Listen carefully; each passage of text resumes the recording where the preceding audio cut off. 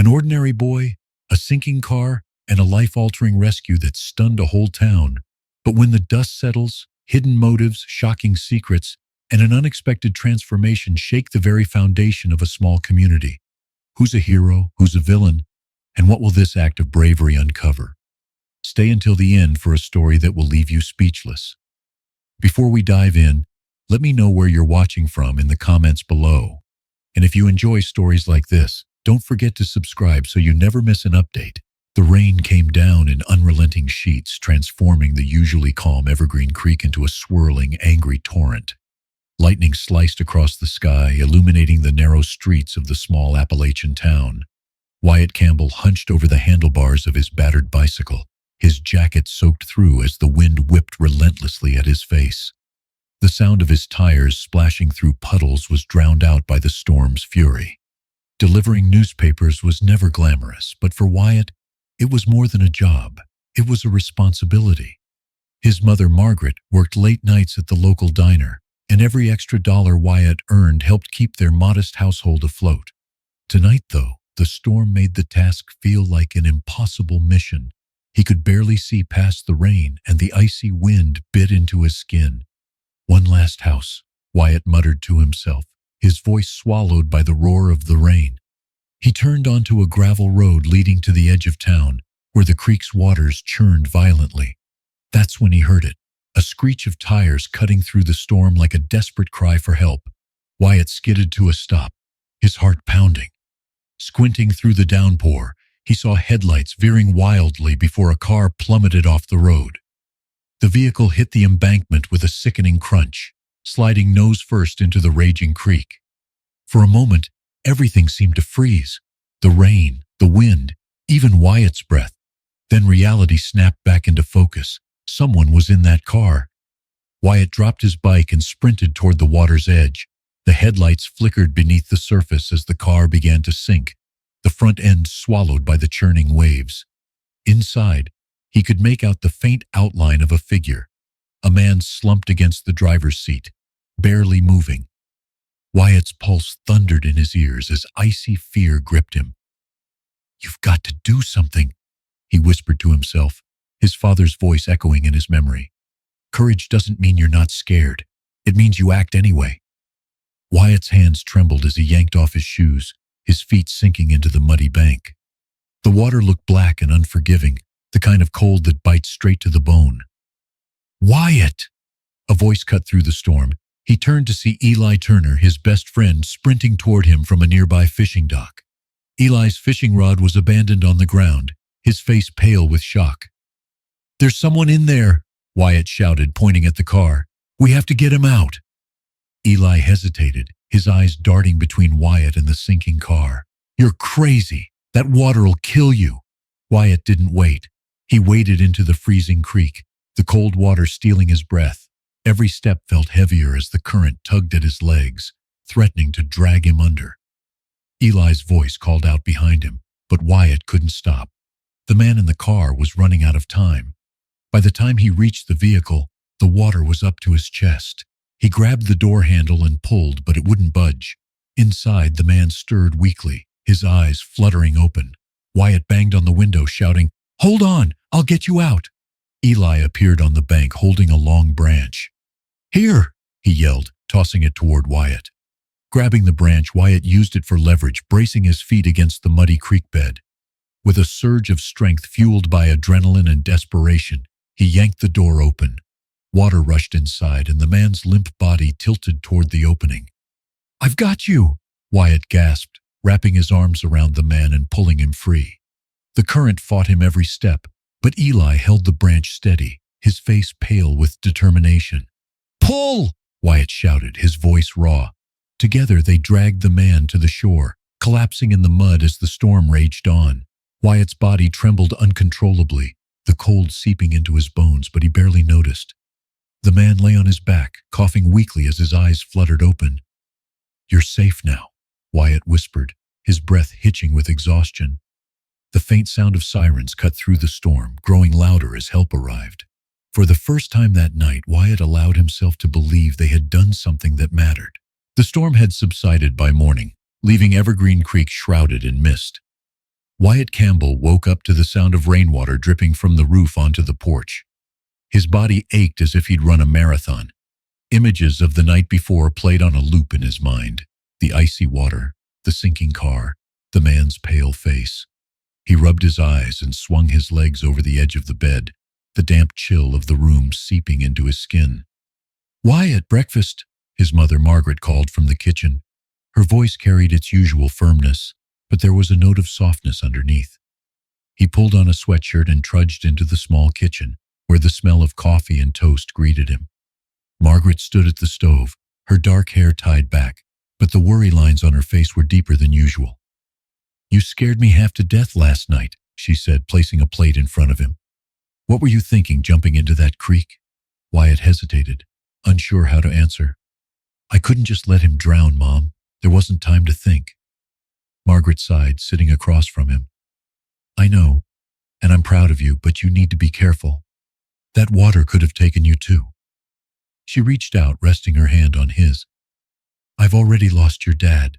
I can't lose you too." Her words hit Wyatt harder than he expected. He nodded silently, his appetite fading. The memory of his father's voice urging him to be brave lingered in his mind, but so did the weight of his mother's fear. He pushed his plate aside, mumbled something about needing fresh air, and stepped onto the porch. The air was damp and cool, carrying the faint scent of wet earth. Wyatt leaned against the railing, watching the fog lift over the hills. The quiet moment didn't last long. A sleek black car rolled up the gravel driveway, its polished exterior a stark contrast to the modest surroundings. Wyatt straightened, his pulse quickening. The driver's side door opened, and a woman stepped out. She was in her late 30s, her sharp features softened by a cautious smile. She wore a tailored blazer over jeans, the kind of outfit that looked out of place in Evergreen Creek. "Wyatt Campbell?" she asked, her voice clear but tentative. "That's me," Wyatt replied, his tone cautious. His mother appeared behind him, wiping her hands on a dish towel. "I'm Annie Reed," the woman said, stepping closer. "My father, Walter Reed, is the man you pulled from the creek last night." Wyatt's heart sank. "Is he okay?" Annie nodded. "He's stable. The doctors say he's lucky to be alive, thanks to you." Wyatt felt a flush of relief mixed with embarrassment. "I didn't do it alone. My friend Eli helped too." Annie's smile widened slightly. "Well, I wanted to thank you personally. My father hasn't exactly been sociable these past few years, but I know he'd want you to have this." She reached into her bag and pulled out a small, polished box. Opening it, she revealed a silver pocket watch, its surface etched with intricate details. Wyatt blinked in surprise. "I can't take that." "Please," Annie said, pressing the box into his hands. "It's important to him, and I think he'd want you to have it. He told me last night that people like you remind him of the kind of person he used to be." Margaret stepped forward, her eyes narrowing slightly. "Miss Reed, this is very generous, but Wyatt isn't looking for anything in return." "I understand," Annie said, her tone softening. "This isn't payment, it's gratitude." Before Wyatt could say more, a loud whoop interrupted them. Eli came sprinting up the driveway, his fishing pole slung over one shoulder. "Wyatt, you're famous!" he shouted, waving his phone. Wyatt frowned. "What are you talking about?" Eli handed him the phone, the screen displaying a video with hundreds of views.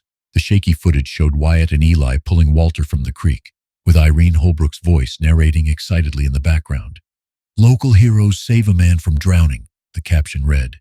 Wyatt groaned, handing the phone back. Why does Irene have to stick her nose into everything? "Hey, it's not a bad thing," Eli said, grinning. "You're a hero now. Own it." Annie glanced at the phone, her smile faltering. "Looks like the whole town will be talking about this." Wyatt felt a knot tighten in his stomach. He wasn't sure he wanted that kind of attention. His quiet life had already been upended, and he couldn't shake the feeling that things were about to get more complicated. The video of Wyatt and Eli's heroic rescue spread through Evergreen Creek like wildfire. By mid-morning, everyone in town seemed to have seen the clip. The diner where Wyatt's mother worked was buzzing with chatter, and Wyatt couldn't step outside without feeling a dozen pairs of eyes on him. At first, the attention felt surreal. People he barely knew waved and smiled as he rode past on his bike. Mrs. Callahan, the school librarian, stopped him on the way to class to commend his bravery. "You're a good kid, Wyatt," she said warmly, patting his shoulder. "Your parents raised you right." But the admiration didn't last long. By lunchtime, the tone shifted. Wyatt noticed whispers following him through the hallways at school. A group of older boys loitering near the lockers snickered as he walked past. "Hey, Wyatt," one called out, his voice dripping with mockery. "What's it like being Evergreen's new superstar?" "Think he saved that guy just to get famous?" another muttered loud enough for Wyatt to hear. Wyatt clenched his fist but kept walking, the words stinging more than he wanted to admit. Fame had never been his goal. He had just done what needed to be done. Why couldn't people see that? The worst came when Wyatt stopped by the diner after school. His mother was finishing up her shift and he sat at the counter, nursing a soda. Irene Holbrook was perched at a nearby table, her smartphone propped up as she scrolled through comments on her video. "Well, isn't this interesting?" Irene said loudly, leaning back in her chair. "Some people think those boys staged the whole thing, said the timing's too perfect." Wyatt froze, his stomach churning. "What are you talking about?" he asked, his voice tighter than he intended. "Oh, nothing personal, dear," Irene replied, her tone saccharine. "But you know how people are. They love a good hero story and they love tearing it down even more." "Irene," Margaret interrupted, her voice sharp as a blade. "That's enough." But the damage was done. Wyatt pushed his drink aside, muttered something about needing fresh air, and bolted for the door. He didn't stop until he reached the edge of town, where the dirt road dipped toward the creek. The air was crisp and quiet, but Wyatt's thoughts were anything but. How had things spiraled so quickly? One moment, he was just a kid doing his job. The next, he was a target for everyone's opinions. The sound of approaching footsteps broke his spiral of self-pity. Eli appeared, slightly out of breath, his fishing pole slung over one shoulder. "Dude, why'd you take off?" Eli asked, plopping down beside Wyatt. Wyatt sighed, staring at the rippling water. "Irene's at it again. Now people think we faked the whole thing." Eli snorted. "Who cares what Irene thinks? She's just bored and nosy." "It's not just her," Wyatt said, his voice low. "People at school are saying stuff too, like we only did it for attention." Eli frowned, his usual grin slipping. "You know that's not true. You didn't even want her posting that video." "I know," Wyatt muttered, "but knowing doesn't change anything." For a moment, they sat in silence, the creek gurgling softly beside them. Then Eli leaned back, resting his hands behind his head. "You know what I think?" "What?" "People are going to talk no matter what. You did something real, something good. That's what matters. Let them say what they want." Wyatt didn't respond, but Eli's words stuck with him as they walked back to town. When he got home, Margaret was waiting for him on the porch, her face lined with concern. "You okay, sweetheart?" she asked, her voice softer than usual. Wyatt nodded, though the weight in his chest hadn't lifted. "Yeah, just tired." Margaret pulled him into a hug, her warmth a balm against the chill of the evening. "I know it's hard," she said quietly, "but don't let them take away what you did. You saved a man's life, Wyatt. That's something no one can take from you." Her words settled over him like a blanket, comforting but heavy. He went to bed that night with a knot of unease still lodged in his stomach. The town might see him as a hero or a fraud, but neither felt right. He was just Wyatt, a kid trying to do the right thing. As the days passed, the chatter in town didn't let up. Every trip to the diner or school felt like walking through a gauntlet of whispers and sideways glances. But Wyatt stayed quiet, focusing on his responsibilities.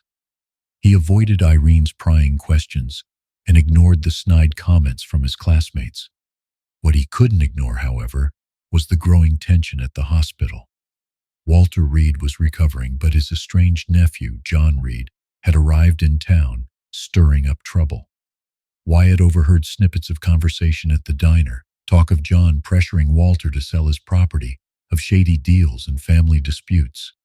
Wyatt didn't know what to make of it yet, but something about John's presence didn't sit right with him. And deep down, he had a feeling that whatever trouble was brewing, it was only just beginning. The murmurs about Wyatt's heroics had only just begun to fade when a new storm rolled into Evergreen Creek, not one of rain, but of tension. John Reed's arrival had shifted the town's attention away from the video and onto Walter's recovery. At first glance, John seemed like a concerned relative, always at Walter's bedside with kind words and offers of help. But something about him felt rehearsed, calculated. Wyatt first noticed it at the hospital when he and Eli went to check on Walter. The room was quiet except for the soft beeping of the heart monitor. Walter sat upright, his color returning, but his eyes flicked to John nervously whenever the man spoke. "Uncle Walter," John said, his tone smooth like oiled silk. "It's time we think about what's best for you. The cabin's too much for you to handle now. Why not let me take care of it?" Walter's jaw tightened. "I'm not selling, John." "It's not about selling," John pressed, his voice low but insistent. "It's about making life easier for you." Wyatt shifted uncomfortably by the door. Walter didn't look like a man being cared for. He looked cornered. Eli, ever the bold one, cleared his throat. "Doesn't sound like he needs your help," Eli said, folding his arms. John turned slowly, his polished smile faltering for just a second. "And who might you be?" "Friends of Walter," Eli replied. "The ones who saved him." John's smile returned, sharper now. "Ah, the town heroes. Well, I'm sure your intentions are good, but this is a family matter." "We're not going anywhere," Wyatt said, stepping closer. His voice was steady, but his heart raced. Walter gave him a faint nod of gratitude, and for a moment the tension in the room broke. But as they left the hospital, Wyatt couldn't shake the unease in his chest.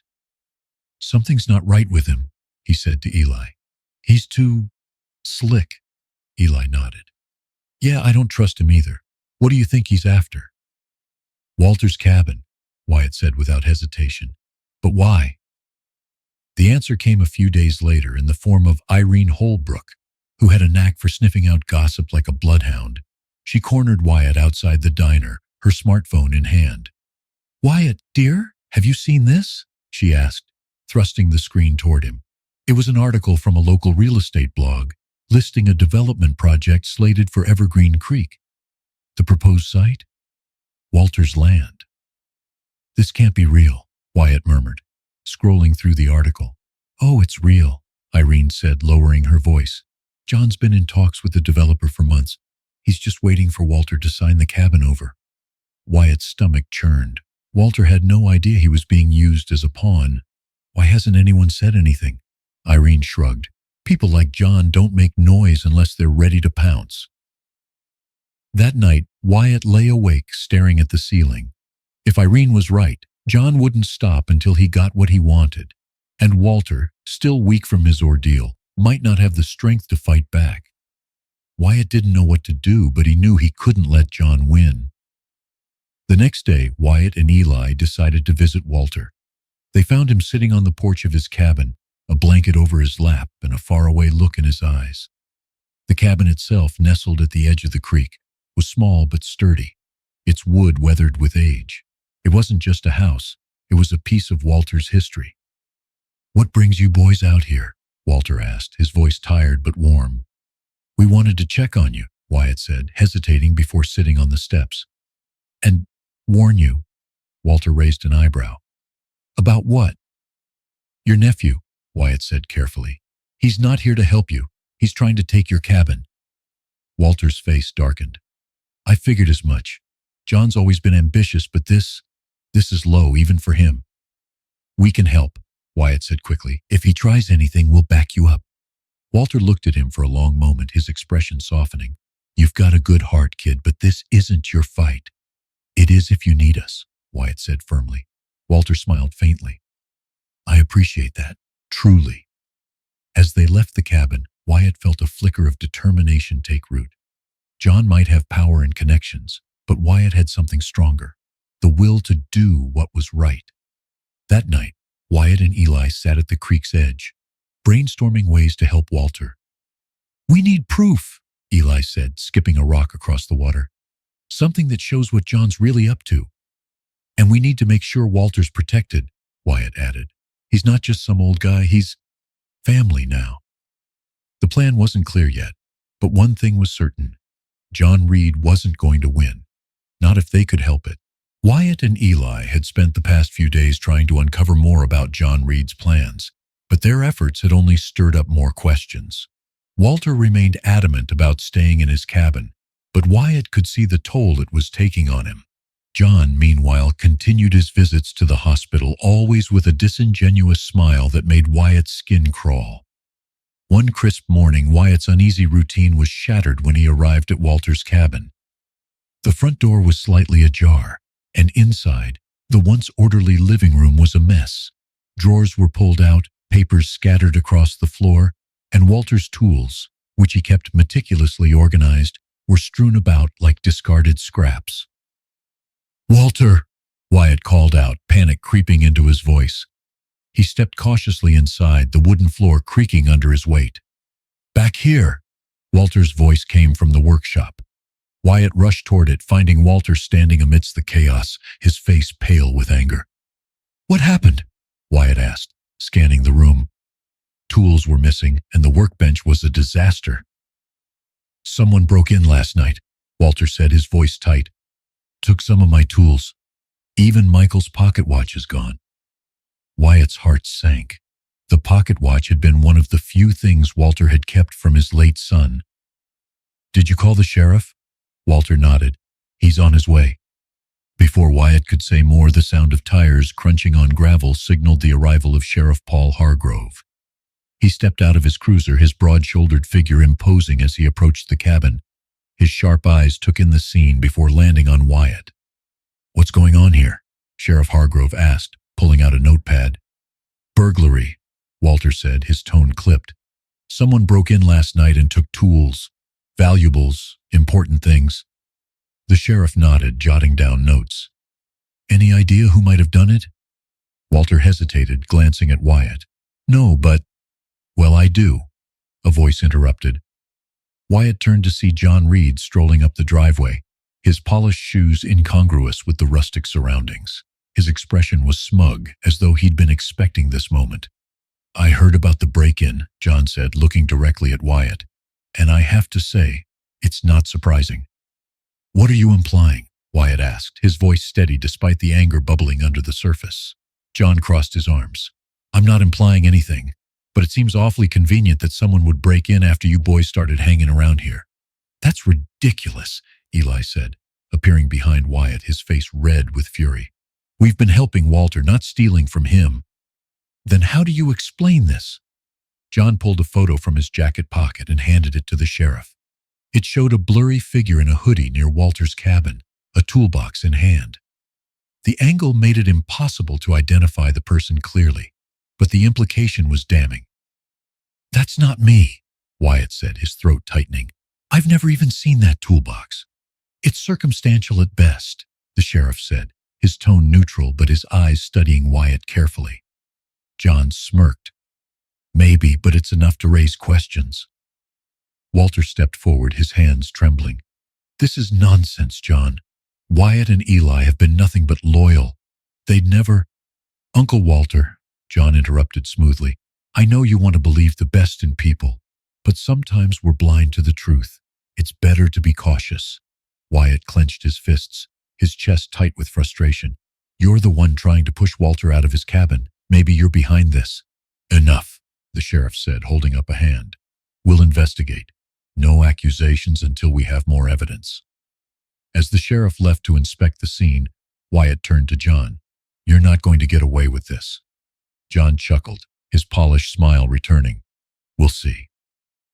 The rest of the day passed in a haze of tension. Word of the break-in spread quickly, and by the time Wyatt returned home, the whispers had begun again. This time, they were darker. Irene Holbrook was the first to corner him at the diner. "Wyatt, dear, people are talking," she said, her tone laced with faux concern. "You know how folks love a scandal." "I didn't do anything," Wyatt said firmly, though the knot in his stomach tightened. "Well, you'd better clear that up fast," Irene said, lowering her voice. "Because the way John tells it, you're already guilty." The next morning, Wyatt met Eli by the creek, the tension from the day before still weighing heavily on them. "This is a setup," Eli said, skipping a rock across the water. "That photo? It's too convenient." Wyatt nodded. He's trying to turn the town against us so Walter will have no one left. We need proof, Eli said. Something that shows John's behind all this. Wyatt stared at the rippling water, his mind racing. If he's willing to go this far, there's no telling what he'll do next.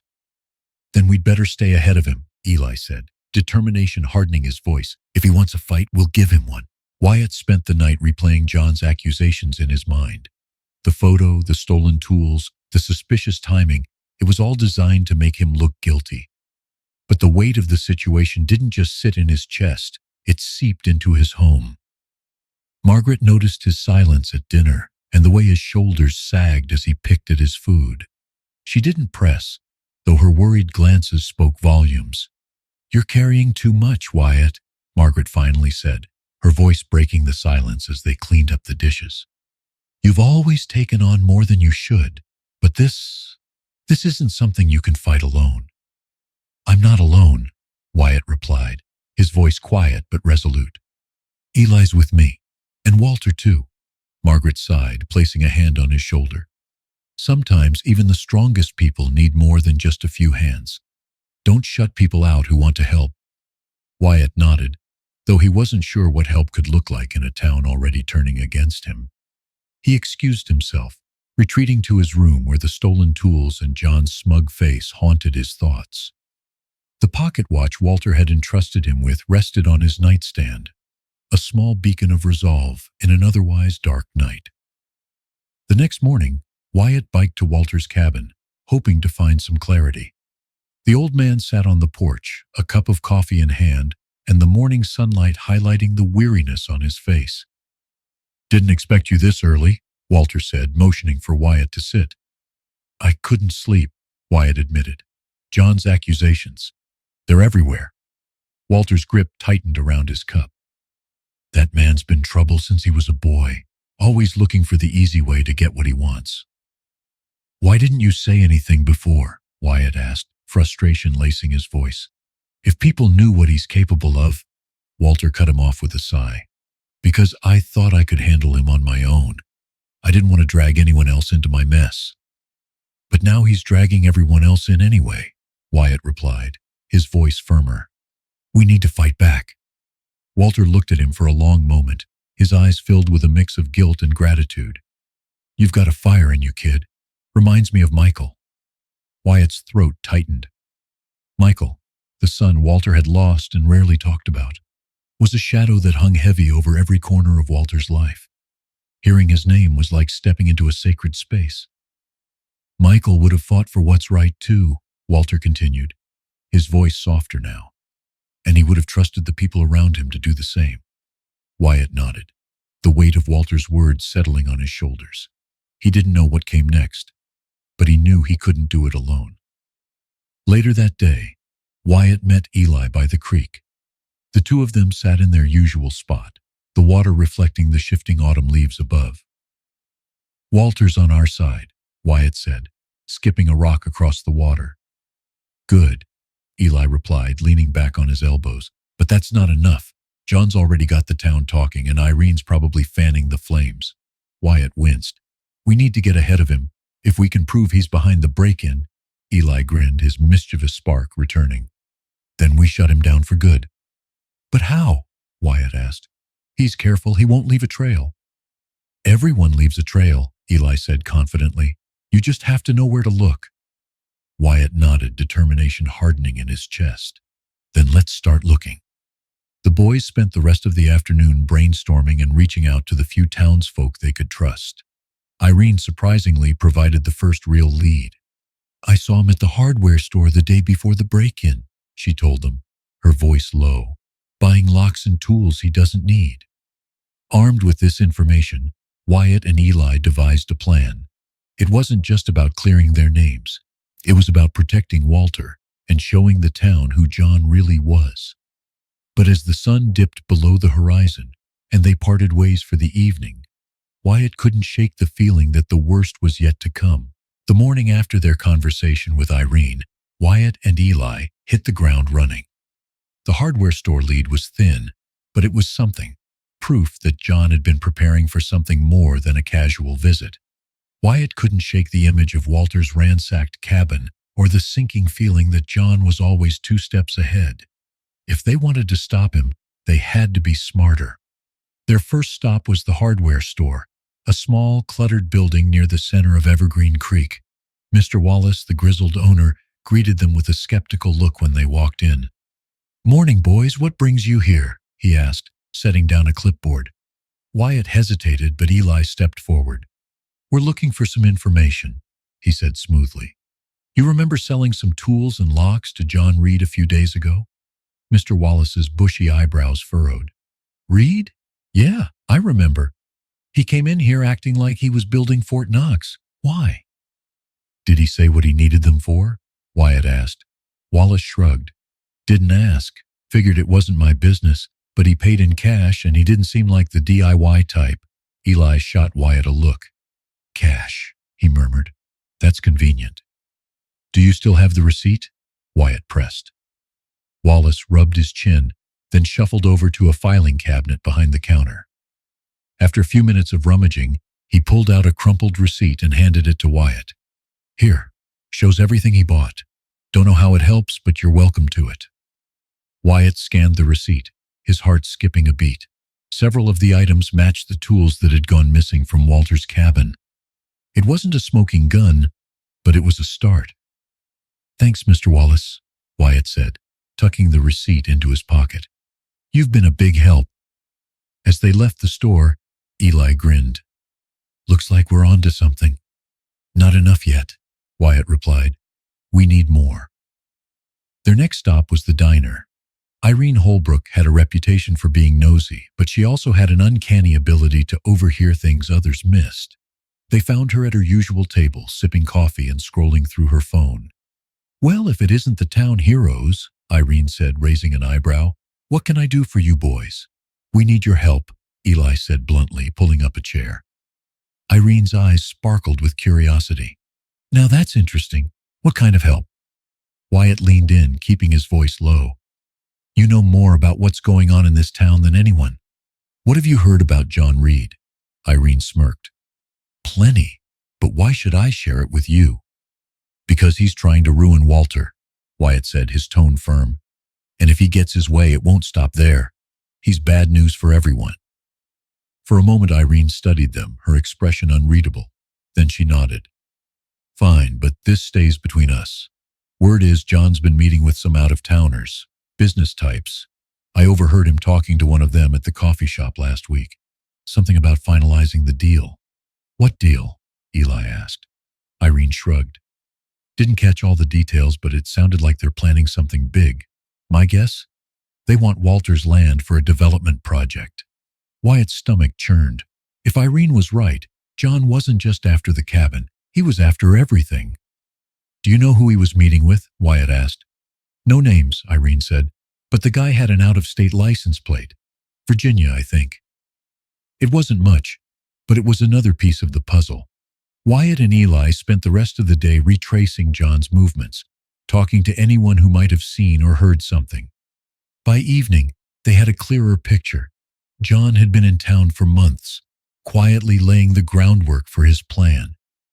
The break-in at Walter's cabin wasn't random. It was calculated, designed to create chaos and discredit anyone who might stand in his way. That night, Wyatt sat on his porch, the receipt from the hardware store in one hand and a notebook in the other. He jotted down everything they'd learned, connecting the dots as best he could. But no matter how much evidence they gathered, it wouldn't mean anything unless they could prove John's involvement beyond a shadow of a doubt. Margaret joined him, a steaming mug of tea in her hands. "You're working hard," she said softly, sitting beside him. "I have to," Wyatt replied, not looking up. "John's dangerous, Mom. If we don't stop him, Walter's going to lose everything." Margaret placed a hand on his shoulder.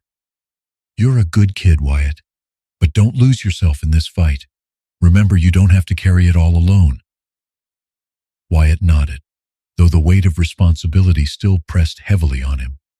As the stars appeared overhead, he made a silent promise. No matter how hard it got, he wouldn't let Walter down. Wyatt spent the following days piecing together the evidence they had gathered. The hardware store receipt, Irene's overheard conversation, and John's shady meetings painted a damning picture. But as strong as their suspicions were, Wyatt knew the town needed more than whispers and circumstantial proof. They needed something concrete, something irrefutable, and they needed to reveal it publicly. The upcoming town meeting provided the perfect stage. It was an open forum where residents could air concerns and discuss issues affecting Evergreen Creek. Wyatt wasn't sure what kind of reception they'd get, but he knew this was their chance to expose John's plans before it was too late. On the evening of the meeting, Wyatt and Eli arrived early, carrying a folder stuffed with notes and copies of their findings. The community center was already buzzing with activity. Families gathered in clusters and the hum of voices filled the air. The wooden floors creaked underfoot as Wyatt scanned the room, his stomach tightening when he spotted John near the front. John was speaking with a group of older men, his polished demeanor radiating confidence. "Look at him," Eli muttered, "acting like he owns the place." "He won't for long," Wyatt replied, though his voice lacked the conviction he hoped for. He took a deep breath and squared his shoulders. "We just need to stick to the facts." The meeting began with the usual formalities, led by the mayor, a gray-haired woman with a no-nonsense demeanor. After a few updates on town maintenance and upcoming events, the floor was opened for public concerns. John was the first to stand. "I'd like to address an important matter," he said, his voice calm and authoritative. "As many of you know, my uncle, Walter Reed, has been struggling to maintain his property. It's become clear that he's unable to manage things on his own." A murmur spread through the crowd, and Wyatt clenched his fists. John continued, his tone dripping with feigned concern.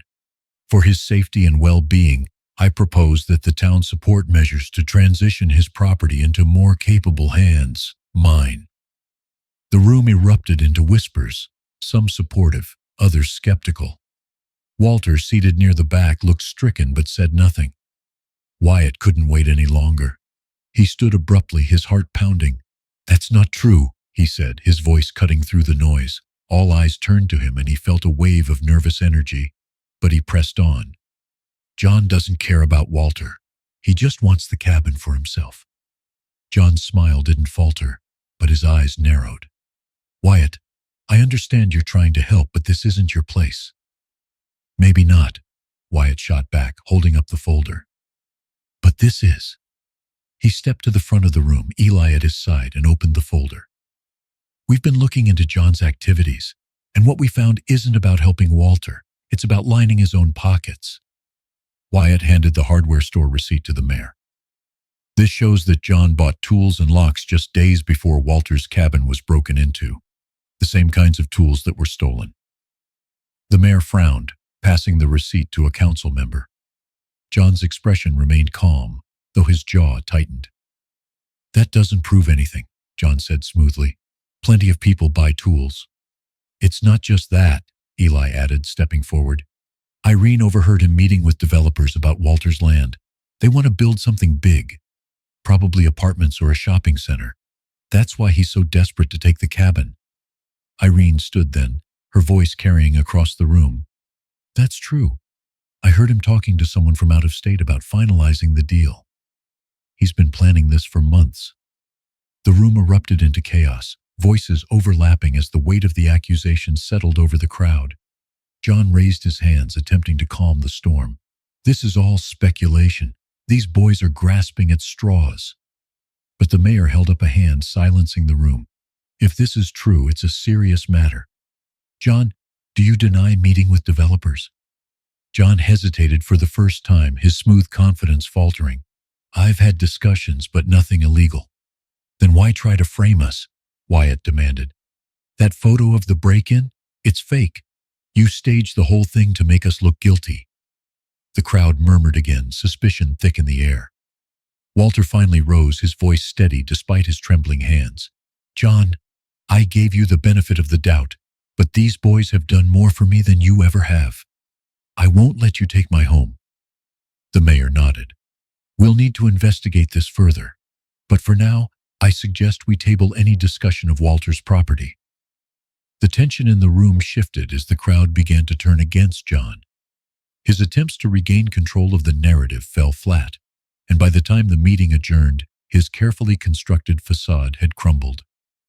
Outside the community center, Wyatt leaned against the railing, his body sagging with relief. Eli clapped him on the shoulder. "We did it," Eli said, grinning. "We actually did it." "For now," Wyatt replied, though a small smile tugged at his lips. "But this isn't over." The fallout from the town meeting left a heavy mark on Evergreen Creek. John Reed's schemes had been exposed, but his shadow still loomed large. The accusations, the lies, and the tension had taken their toll on everyone involved, especially Walter. The old man had returned to his cabin quieter than ever, the weight of betrayal etched deeply into his face. Wyatt and Eli visited Walter the morning after the meeting. The cabin felt different, as if the air itself carried the residue of what had transpired. Walter was on the porch, his rocking chair creaking faintly as he stared out at the woods. A faint smile crossed his lips when he saw them approaching. "You boys did good last night," Walter said, his voice soft but steady. "You stood up when I couldn't." "We couldn't have done it without you," Wyatt replied, taking a seat on the steps. "But it's not over yet. The mayor's investigating, but John's still out there." Walter nodded, his gaze distant. "He'll try again. People like John always do." "Then we'll be ready," Eli said firmly, leaning against the porch railing. "We're not letting him get away with this." Walter chuckled, a dry sound that carried a hint of gratitude. "You remind me of Michael, you know. Both of you. Stubborn as all get out when you believe in something." Wyatt swallowed hard, glancing at the pocket watch he carried in his jacket. He hesitated before speaking. "Walter, can you tell us about him, about Michael?" The old man's face softened, the lines of worry and anger easing slightly. "Michael was my boy," he began, his voice tinged with both pride and sorrow. "He was a dreamer, always had big ideas about fixing up the cabin, making it a place people could come to relax, to feel at home. He loved this place more than anything." Walter paused, his eyes misting over. "But then the accident happened. He was out on the lake and I wasn't there. I should have been there." Wyatt felt his chest tighten. "It wasn't your fault." "Maybe not," Walter said, his voice barely above a whisper. "But it felt like it. Losing him broke something in me. And then I pushed everyone away. Anna, this town, everyone." Eli shifted uncomfortably, his usual bravado replaced with a rare moment of solemnity. "But you're here now," he said, "and you've got us." Walter nodded, a faint smile breaking through the sorrow. "That I do." In the days that followed, the town slowly began to heal. The mayor's investigation into John Reed's activities gained momentum, and with more evidence surfacing, his position in the community became untenable. Rumors swirled that he had left town entirely, though no one seemed to know or care where he had gone. Wyatt, meanwhile, threw himself into helping Walter. The cabin, once a symbol of isolation and regret, began to transform into something brighter. Together they repaired the damage from the break-in, replacing broken locks and organizing the scattered tools. Walter even brought out Michael's old blueprints, carefully preserved in a drawer, and began sketching ideas for a community workshop. "You really think people will come?"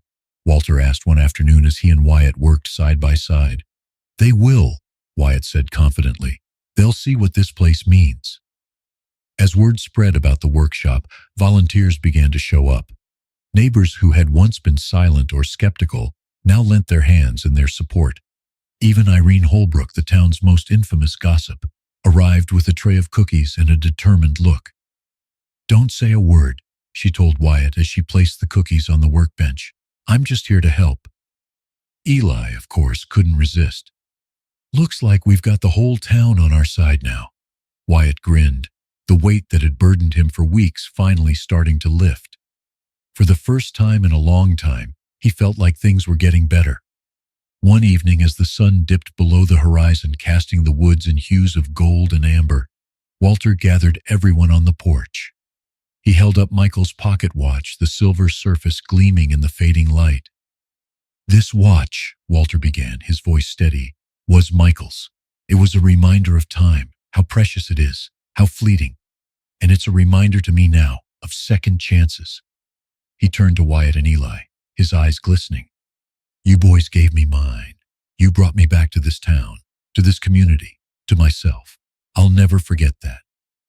Wyatt felt a lump rise in his throat as Walter handed him the watch. Keep it, Walter said. You've earned it. Wyatt took the watch, its weight familiar and comforting in his palm. Thank you, he said softly, for everything. As the stars emerged overhead, the cabin buzzed with quiet conversations and the warmth of shared purpose. The wounds that John had inflicted were still there, but they were healing, slowly but surely. And for Wyatt, Eli, and Walter, the future felt brighter than it had in years. The days following Walter's heartfelt speech brought a renewed sense of purpose to the town. The idea of transforming Walter's cabin into a community workshop had ignited something in the residents of Evergreen Creek, a spark of unity and possibility that had been missing for years. Wyatt, Eli, and Walter found themselves at the center of it all, coordinating efforts and rallying volunteers. On a crisp Saturday morning, the first official workday began. Trucks loaded with lumber and supplies rumbled down the gravel road toward the cabin. Neighbors arrived in droves, armed with hammers, paintbrushes, and a shared determination. Walter stood on the porch, a clipboard in hand, his voice carrying across the bustling yard. All right, folks, let's get to it, he said, his tone firm but warm. We've got walls to patch, floors to refinish, and a lot of organizing to do. Wyatt and Eli moved through the crowd, lending a hand wherever needed. Wyatt found himself sanding an old bookshelf alongside Mrs. Reed, a retired schoolteacher who had been one of Walter's harshest critics during the town meeting. You're good with your hands, she said, glancing at Wyatt with a hint of surprise. Walter always said you were a hard worker, but I didn't know how much you've done for him. Wyatt shrugged, focusing on the rough wood beneath his fingers. He's done a lot for me, too. This place, it means something. To all of us. Mrs. Reed nodded, her gaze softening. It does, and I'm glad we're doing this together. Nearby, Eli was painting a section of the cabin's exterior with Irene Holbrook. He couldn't resist teasing her. Never thought I'd see you with a paintbrush, Irene. Irene shot him a withering look, though a faint smile tugged at her lips. Keep talking, and I'll hand this brush to you. Eli laughed, the sound light and genuine. Fair enough? The day unfolded in a whirlwind of activity. Hammering and laughter filled the air as walls were reinforced, windows replaced, and the porch rebuilt. Walter spent most of the day directing the effort, but Wyatt noticed him taking moments to step back and watch, a quiet pride evident in his eyes. By mid-afternoon, the transformation was already taking shape. The cabin, once weathered and forlorn, now stood as a testament to what the town could accomplish together. The porch beams were newly sanded and stained, and the interior glowed with fresh paint and light streaming through the clean windows. As the sun began to dip low in the sky, casting golden rays over the yard, Walter called everyone together for a break. He stood on the porch, the newly restored rocking chair behind him, and raised his hands for quiet. I can't thank you all enough, he began, his voice steady but thick with emotion.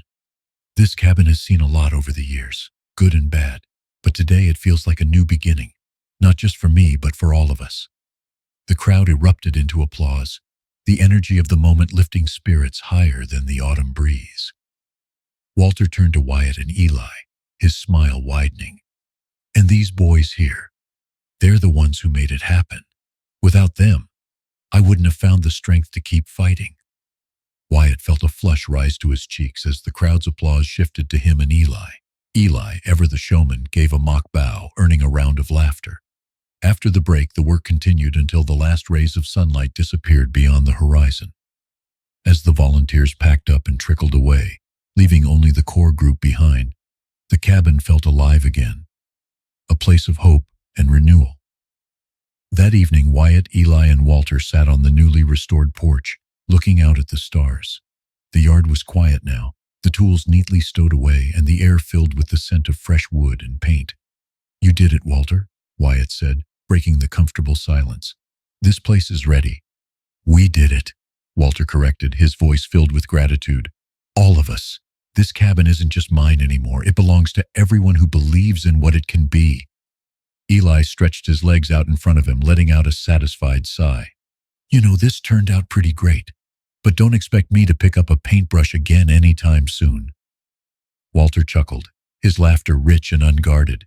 Fair enough, Eli, but you'll be back when it's time to teach these kids how to fix things. Wyatt leaned back in his chair, the pocket watch tucked safely in his jacket.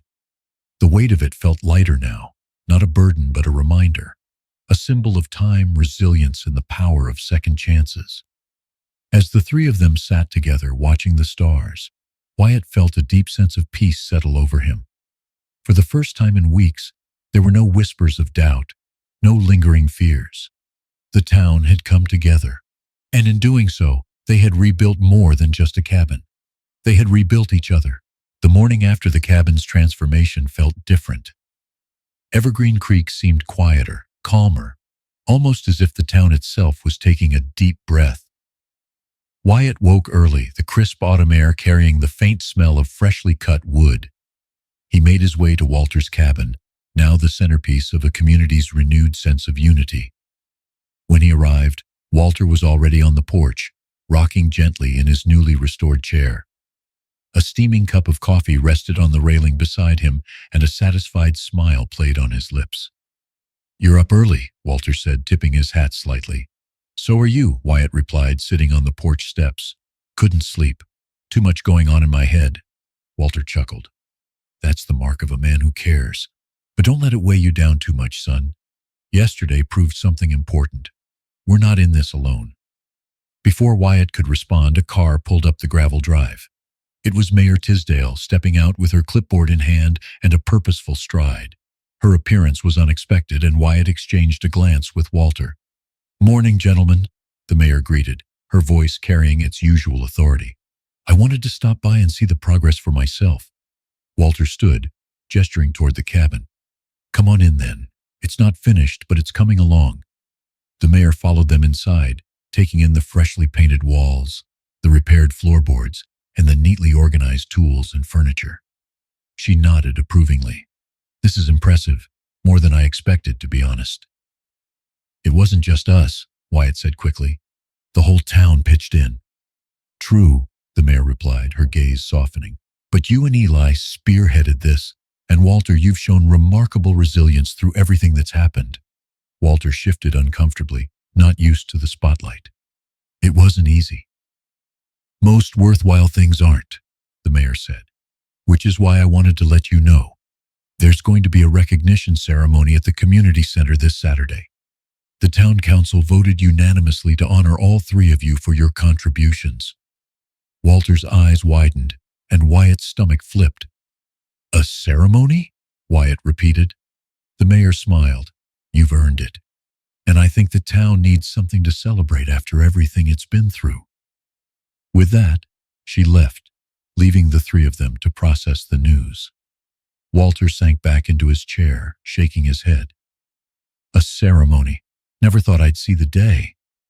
Wyatt felt a pang of nerves, but pushed it aside. "You deserve it, Walter. This place wouldn't be here without you." The week leading up to the ceremony was a whirlwind. The town buzzed with excitement, and the story of the cabin's transformation spread like wildfire.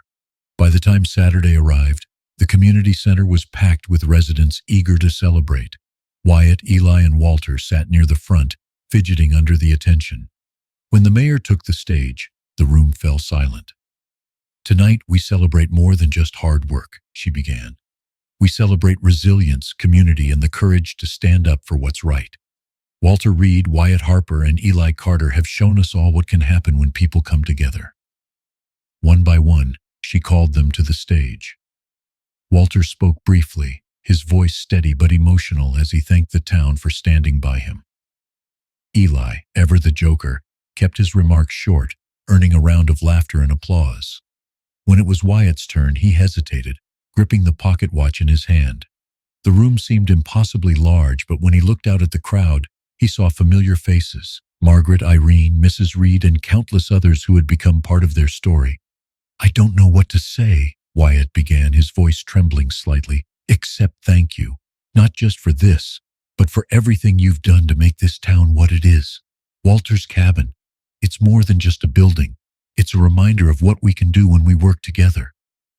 The applause that followed was deafening, and as Wyatt stepped back from the microphone, he felt a warmth he hadn't experienced before, a sense of belonging. The ceremony ended with a standing ovation, and as the crowd began to disperse, Wyatt, Eli, and Walter found themselves surrounded by well-wishers. The cabin project had been a catalyst for something much bigger, a renewal of trust, hope, and community. That night, as they returned to the cabin, Walter placed a hand on Wyatt's shoulder. "You're a good kid, Wyatt. Michael would have been proud of you." Wyatt swallowed the lump in his throat, gripping the pocket watch tightly. "Thanks, Walter. That means a lot."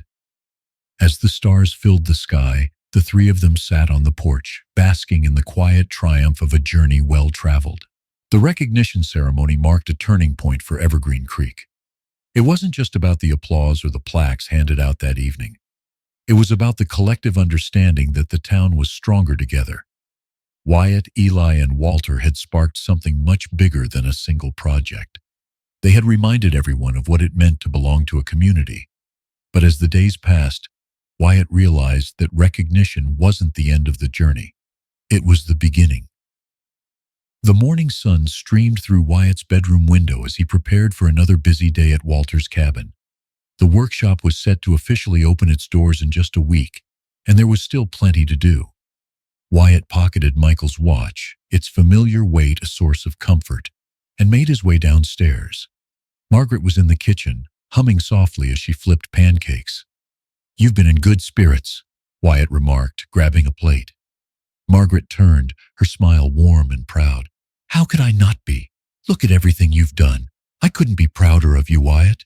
He ducked his head, embarrassed but touched. "I couldn't have done it without everyone's help." "And that's the point," Margaret said, her voice softening. "You've learned something most people don't figure out until much later. We're stronger when we lift each other up." Wyatt nodded, tucking her words away as he finished breakfast and headed out the door. At the cabin, Walter was already hard at work, his movements steady and purposeful. The blueprints for the workshop's classes were spread out on a table, and he was carefully labeling shelves with the names of tools and supplies.